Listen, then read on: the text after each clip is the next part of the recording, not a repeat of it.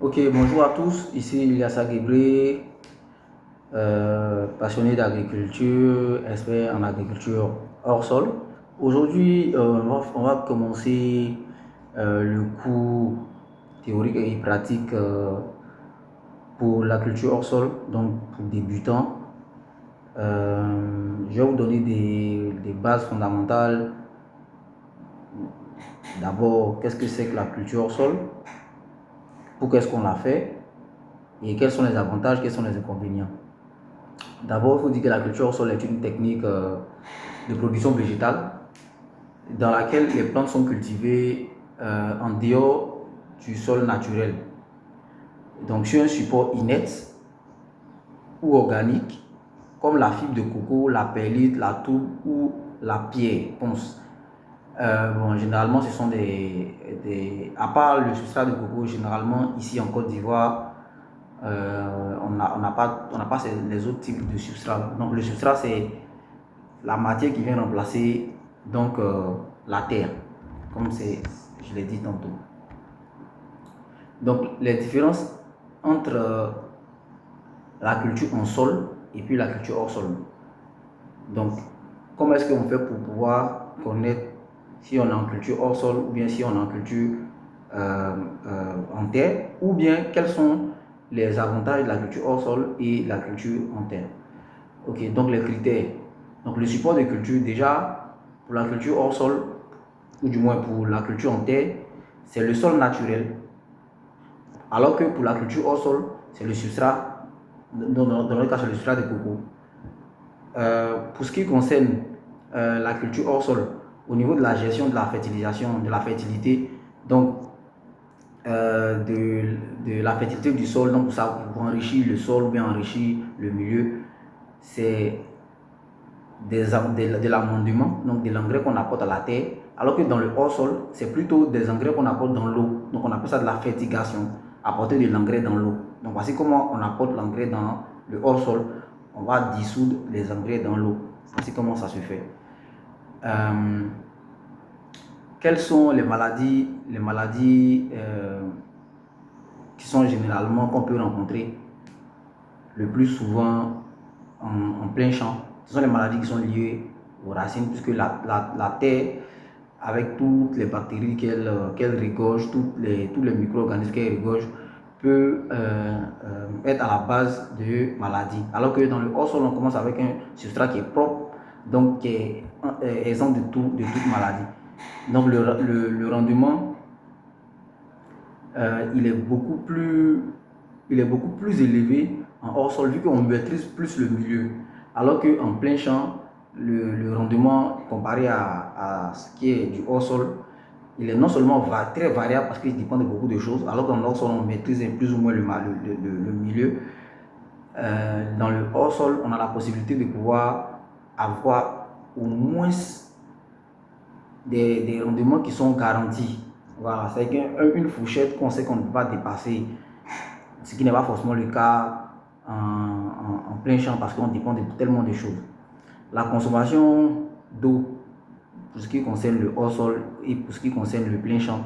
Par exemple, en plein champ, généralement c'est 2 arrosages qu'on fait, donc matin et soir, mais ce sont des heures d'arrosage qu'il faut pouvoir mouiller le sol, suffisamment le sol, afin que le sol puisse restituer son eau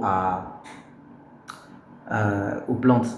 Voilà, donc ça nécessite beaucoup d'eau.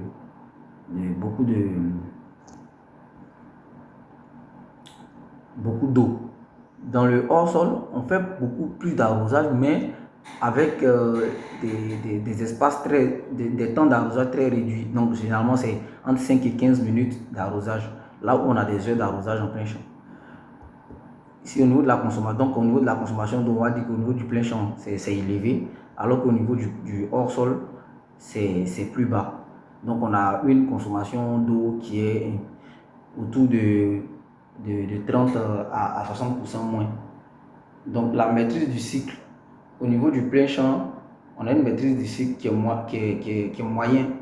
Voilà, c'est-à-dire que vous pouvez faire un cycle aujourd'hui, vous allez faire 4 mois, le cycle prochain, ça peut faire 3 mois parce que toujours qu'on a du mal à pouvoir gérer certains paramètres. Au niveau de l'adaptation, vous voyez par exemple, on ne peut pas faire la culture en plein champ partout. On ne peut pas faire la culture en plein champ partout. On est obligé d'avoir du sol. Alors que en hors sol, on peut faire ça partout, sur des dalles, sur des terrasses et tout ça. Donc ça aussi, ce sont des avantages. Donc les différents types de systèmes hors sol. Donc on a la culture sur substrat. Donc c'est de ça que je parlais. Les substrats en Côte d'Ivoire généralement, ce sont des substrats de coco, voilà, qu'on utilise généralement. Donc alors qu'ailleurs, on peut avoir par exemple la perlite, ou bien des tourbes, etc. Donc d'autres types de substrats. Le système le plus répandu pour le maraîcher, c'est le système sur substrat. Donc vous allez voir que les autres types il y a d'autres types de cultures hors sol, hein, mais c'est plus les cultures sur substrat qui sont les plus répandues. Voilà.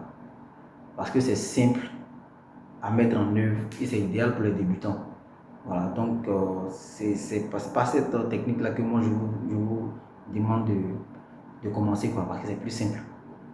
L'hydroponie, c'est la deuxième technique hors sol aussi que vous pouvez adopter. Donc généralement vous voyez des producteurs qui ont des tubes, de PVC dans lesquels ils font des laitures. Ça s'appelle l'hydroponie. Donc la racine de la plante se retrouve dans l'eau avec les engrais. Donc l'eau passe au fur et à mesure avec les engrais et tout ça. Donc ça alimente en même temps la plante. Voilà, c'est très productif, mais c'est un peu plus complexe que la culture en substrat. Après, on a en troisième position l'aéroponie. Ça, c'est un niveau beaucoup plus avancé. Comme le nom l'indique, c'est dans l'air carrément. Donc, les racines sont suspendues dans l'air et nourries par pulvérisation d'une brume nutritive. Donc, c'est un haut rendement, mais le coût est très élevé. Donc, les avantages de l'agriculture au sol sont définitivement, il y a la croissance rapide et homogène, il y a une économie d'eau, il y a moins de maladies et de nématodes. Les nématodes, ce sont des insectes, bien des ravageurs qui sont dans le sol, qui vont venir s'attaquer aux racines et créer la mort des plantes. Les fruits sont de meilleur calibre, c'est-à-dire qu'on a les plus gros fruits et une valeur marchande plus élevée parce que les fruits sont plus jolis. La production est possible en zone urbaine où il y a des sols infertiles. La production est continue toute l'année parce qu'on n'est pas impacté par des facteurs externes, ou bien on n'a pas des histoires de le sol, il faut faire une rotation, mais on peut toujours continuer, quoi. En tout cas, s'il y a de l'eau, tant qu'il y a de l'eau, on peut continuer. Donc, quelles sont les limites? Les limites à connaître, c'est que c'est le coût d'installation. Il faut dire que comparé par exemple à quelqu'un qui fait du plein champ, si vous faites du hors sol, vous allez dépenser un peu plus que celui qui fait du hors sol, et pardon, du plein champ. Voilà, donc ça peut être une des limites. Donc ça nécessite aussi une bonne technique, donc un suivi beaucoup plus rigoureux, surtout si vous avez une grande superficie. Donc vous devez utiliser certains outils, vous devez maîtriser certains outils comme le pH, comme les pH mètres, comme les EC mètres, pour pouvoir maîtriser à chaque fois l'acidité de l'eau, les quantités d'engrais que vous apportez, tout ça. Donc vous avez souvent, pas dans tous les cas, mais vous avez souvent besoin, ou du moins vous êtes dépendant d'énergie. Ça peut être à la fois, ça peut être une énergie qui est liée soit à l'électricité ou bien à un groupe électrogène. Bon, ça c'est pas cette partie, je veux dire, c'est pas totalement du fait de la culture au sol, mais on a beaucoup plus besoin de l'irrigation en hors sol qu'en plein champ. Donc c'est lié, quoi. Donc les matériels nécessaires pour pouvoir débuter la culture hors sol, même à petite échelle à la maison. Donc vous avez besoin de substrat de coco, vous avez besoin de semences, vous avez besoin de système d'irrigation. Donc si c'est à la maison, on peut prendre un petit arrosoir vous avez besoin des engrais, vous avez besoin des pots, vous avez besoin d'un espace, bien sûr, vous avez besoin des cordeaux pour pouvoir soutenir les plantes, vous avez besoin, voilà grosso modo. Normalement, vous avez besoin d'un système d'irrigation, mais le système d'irrigation, c'est pas forcément nécessaire, surtout si vous êtes à la maison que la superficie n'est pas grande.